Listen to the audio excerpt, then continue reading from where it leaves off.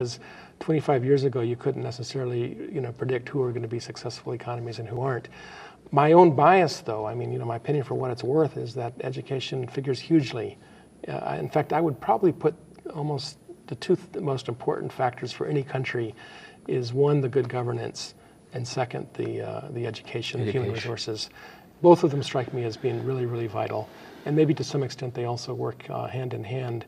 But those are the things that make that make a difference. Which part of education? Well, I think the whole system. I mean, it starts with the grade school, and even some might even say even before that.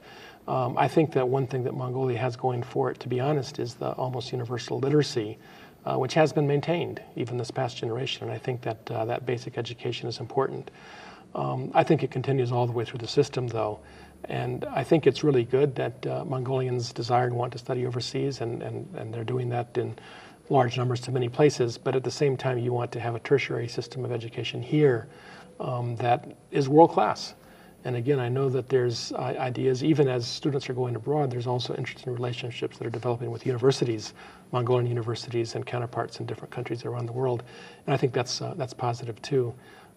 Again, I said that by Asian standards, a population of 2.5, 3 million people seems small, but actually it's a real viable population if it's if the education training is there.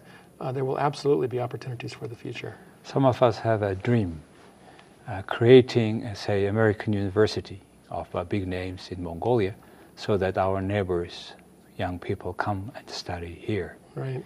For that, we need, they say that we need a really whole, completely American standard of schools, universities. Mm-hmm. What do you think about that? Well, no, I think I do think that U.S. universities have a lot to offer in a lot of different ways, and there's a system. I mean, there's different ways. I think there's some 19th century universities, American University in Cairo and Beirut, that have really set high regional standards and even further. I think in the post-Soviet era in the Balkans and elsewhere, there were some American universities that developed. Bulgaria. I know I've met Mongolians that have studied in some of these universities, and I think they're a good standard. I think both models have something to offer, and I think going forward, Mongolia will look at them and can benefit from that. And like you say, the vision, the dream of having a system that attracts other people from Asia and beyond to Mongolia, I think is a worthy one to aspire to. Well, with this note that education is the field where we can have really enlightened, and we have a really big value to the country, so that every Mongolian lives better. Mm-hmm, mm-hmm. Have access to infrastructure like in America. I have been in your country for quite some time, and I wish the Mongolians have the same infrastructure at least. Then I think the rest is the matter of how hard we work. Mm-hmm. Yeah, no, I think that's absolutely true. And but I wouldn't forget some of the assets that Mongolia has, including the almost universal literacy, the fantastic countryside, of course, the mineral resources too. But I mentioned Paul Collier. One of his lessons learned is not a one-dimensional economy. You don't want to have just mining. You also want to have maybe agriculture, maybe herding, maybe tourism, maybe downstream industries associated with mining. And again, Mongolia is of sufficient size and has the resources to be very successful. And I don't know if I mentioned this, but I think the cultural assets is something too. The fact of the matter is that the broader world is fascinated by, say, the music, the Humi tradition, the Morin-Hur even, those kinds of things. I mean, I think those of us from other countries that are privileged to come here and live and become acquainted with it, we're amazed by it. And I think that even Mongolia has many challenges, but one of them is certainly during a period of rapid change, which other countries have experienced and you can learn lessons from. But during a period of rapid change, to get the balance right between the traditions and the past, and also moving forward. I've often said, you may have heard me say it as well too, that some of the advantages Mongolia has is a strong sense of self-identification, which I think is usually a good thing, but also a willingness to engage with the rest of the world in a positive way. And if that balance between those two things can be got right, Mongolia does have some great opportunities ahead, and I really hope that they're successful. My final question to you is, you are one of us who is living in Ulaanbaatar city, and now the air is becoming to its old format, as you know, for winter. Uh-huh. And every year our politicians promise clean air every summer, promise every spring. And then every fall we have the same air, polluted, terrible, dark. And your embassy, where do you live? It's one of the also very heavy smoke area. What do you think about it? Yeah, no, we're very aware of that because, as you suggest, we come into work every day, and sometimes it's dark in the wintertime.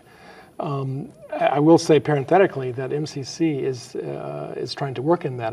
One of their energy efforts, I mentioned one of them is a wind farm, but a second one is actually with the stoves that, when you need to burn anything, you'll burn including low quality coal and wood and even rubber, which of course rubber is like poison when you introduce that into the air. So I think it is an issue. I think it's one that's that you can do something about. I know what MCC is trying to do is simply to introduce stoves that burn more efficiently.